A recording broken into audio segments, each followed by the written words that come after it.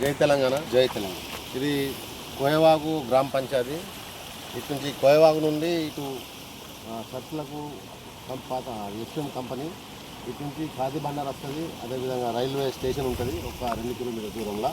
అయితే ప్రతి నిత్యం ఇక్కడ నుంచి చింతగూడ కోయవాగులా కూరగాయలు పండించే రైతులు, ఎస్ఎం కంపెనీకి పనికెళ్ళే కార్మికులు ప్రతి ఒక్కరు కూడా ఇందిరా మార్కెట్ పోయేవాళ్ళు. ఈ రోడ్ డ్యామ్ లెక్క ఉన్నది, ఇక్కడ ఏం లేదు.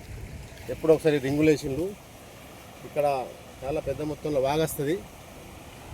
మరి దీని కొరకు గురించి కావాలని చెప్పేసి చాలాసార్లు మనం ప్రభుత్వాన్ని గ్రామ పంచాయతీ తరఫున, గ్రామం తరఫున సర్పంచ్ మేము అందరం కలిసి వినతి పత్రాలు ఇచ్చినాం. కానీ ఇప్పటివరకు కూడా ఏ ప్రభుత్వం పట్టించుకుంటలేదు. ముఖ్యంగా ఇప్పుడు కాంగ్రెస్ ప్రభుత్వం వచ్చింది కాబట్టి కాంగ్రెస్ నాయకులను డిమాండ్ చేస్తున్నాం.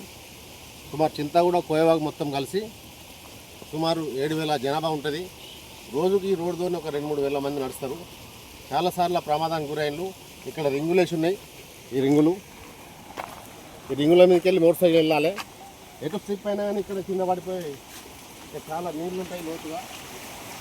ఈ నీళ్ళలో చాలామంది పడిపోయి 2014 చనిపోయిన సందర్భాలు ఉన్నాయి. మొన్న కూడా ఒక శవం దొరికింది, ఎవరిదో ఇంకా గుర్తింపు లేదు దీనికి. కాబట్టి దయచేసి ప్రభుత్వాన్ని కోరుకుంటున్నాం, తొందరగా ఇక్కడ ఒక రోడ్ డ్యామ్ శాంక్షన్ చేయాలని కోరుకుంటున్నాం. అదేవిధంగా మరి రేపు బీఆర్ఎస్ పార్టీ తరఫున ప్రజలకు తాత్కాలికంగా మరి ఈ దారిని వెళ్ళడానికి అనుకూలంగా చేయడానికి శ్రమదానం చేస్తాం.